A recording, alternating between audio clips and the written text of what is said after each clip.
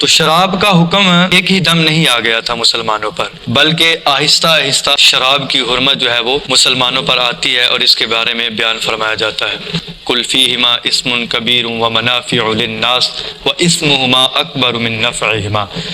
فرمایا کہ محبوب آپ سے خمر کے بارے میں پوچھتے ہیں، شراب کے بارے میں پوچھتے ہیں، تو ان کو بتا دو کہ اس میں نفع کم ہے اور نقصان زیادہ ہے۔ ابھی بھی واضح حکم نہیں آیا تھا کہ شراب حرام ہو گئی ہے۔ اس کے بعد حضرت عبد الرحمن بن عوف رضی اللہ تعالیٰ عنہ کے بارے میں آتا ہے، آپ نے کچھ صحابہ کی دعوت کی اور کھانا پکایا، کھانا کھانے کے بعد شراب پی، شراب پینے کے بعد مغرب کی نماز پڑھنے کے لیے کھڑے ہوئے تو آپ نے سورہ کافرون کی تلاوت فرمائی، تو لا جتنی بار بھی آیا تو حذف کر دیا۔ نشے کی حالت میں تھے تو اللہ رب العزت نے سورہ نساء میں آیت نازل فرما دی، یا ایھا الذین آمنوا لا تقربوا الصلاۃ وانتم سکارى، جب تم نشے کی حالت میں ہو تو نماز کے قریب نہ جاؤ۔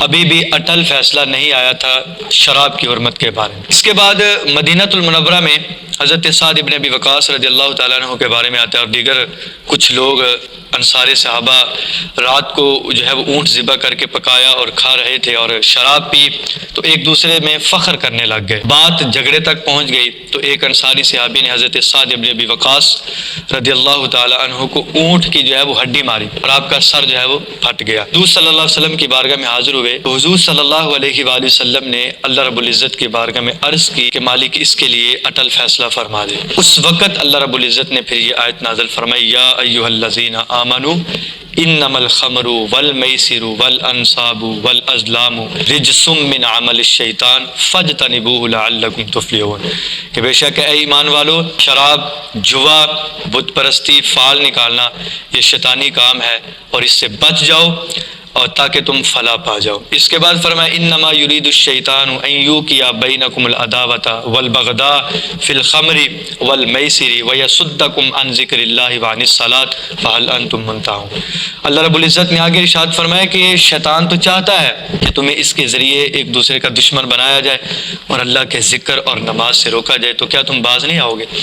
تو جب یہ آیت نازل ہوتی ہے تو پھر مدینے میں ایک شور برپا ہو جاتا ہے اور گلیوں میں اعلان کر دیا جاتا ہے کہ آج کے بعد شراب حرام ہے۔ اب یہ آواز اٹھتی ہے تو کہا جاتا ہے کہ مدینے کی گلیوں میں شراب پانی کی طرح صحابہ نے بہا دی تھی کہ اس کے بعد آج کے بعد ہم شراب نہیں پئیں۔ الترغیب والترہیب کے اندر ایک روایت ہے، حضور صلی اللہ علیہ وآلہ وسلم نے ارشاد فرمایا، شرابی جب شراب پیتا ہے تو اگر اسے نشہ نہ آئے تو 40 دن تک اللہ رب العزت اس کی طرف توجہ نہیں فرماتا، اور اگر شراب پینے کے ساتھ، شراب پینے کے بعد اس کو نشہ آ جائے تو پھر 40 دن تک اس کی کوئی بھی نماز، وہ فرضی ہو یا نفلی ہو، کوئی بھی نماز، کوئی بھی نیکی اللہ قبول نہیں فرماتا۔ حضرت ابو ہریرہ رضی اللہ تعالی عنہ سے مروی ہے، آپ فرماتے ہیں، بخاری شریف کی حدیث ہے، حضور صلی اللہ علیہ وآلہ وسلم نے ارشاد فرمایا، زانی جب زنا کرتا ہے تو وہ مومن نہیں ہوتا، چور جب چوری کرتا ہے تو وہ مومن نہیں ہوتا،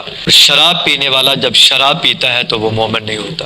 مطلب کہ جب یہ گناہ بندہ کر رہا ہوتا ہے تو ایمان کو نکال لیا جاتا ہے، اور نعوذ باللہ اگر چوری کرتے وقت بندہ مر گیا اور زانی زنا کرتے وقت اگر بندہ زانی مر گیا اور شراب پینے والا شراب پیتے وقت اگر مر گیا تو وہ کفر کی حالت میں دنیا سے جائے گا، کیونکہ ایمان تو اتار لیا گیا تھا۔ یہ اتنا بڑا گناہ ہے کہ جب بندہ شراب پیتا ہے تو ایمان کو کھینچ لیا جاتا ہے۔ اور ایک اور ترغیب و ترہیب کے اندر حضور صلی اللہ علیہ وآلہ وسلم کی روایت مروی ہے وہ جو شراب پینے والا، والدین کا نافرمان اور احسان جتانے والا، فرما ان کو وہ جنت کی خوشبو بھی ہے۔ المستدرک للحاکم کی روایت ہے، اور امام ابو داؤد نے جو ہے وہ کنز الایمان میں نقل فرمایا کہ حضور صلی اللہ علیہ وآلہ وسلم نے ارشاد فرمایا، شراب پینے والا، شراب پلانے والا، شراب بیچنے والا، شراب خریدنے والا، شراب سپلائی کرنے والا، شراب بنانے والا، شراب بنوانے والا، ان سب پر اللہ اور اس کے رسول کی لعنت ہے۔ اللہ اکبر! یار جس پر اللہ اور اس کے رسول کی لعنت ہو جائے اس کے پلے کیا رہ جائے گا؟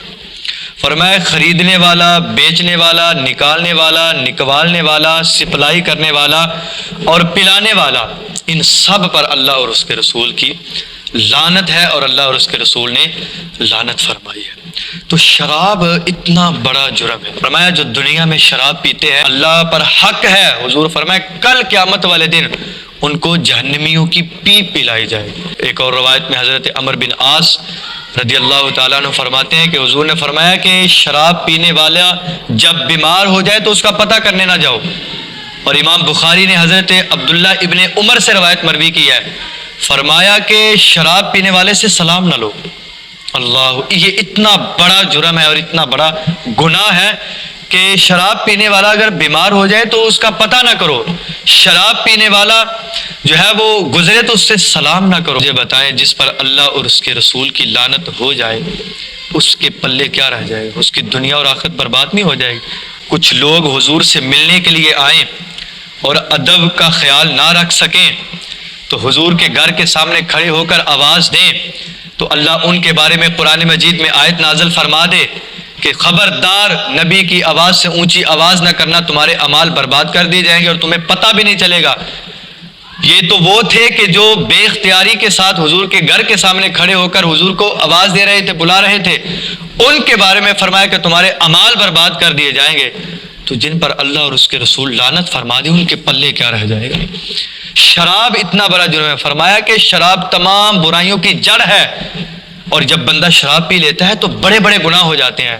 بنی اسرائیل کے بہت سارے واقعات ملتے ہیں کہ لوگوں نے شراب پی اور اس کے بعد قتل بھی کروایا گیا، زنا بھی کروایا گیا، بت پرستی بھی کروائی گئی، صرف ایک شراب کی وجہ سے.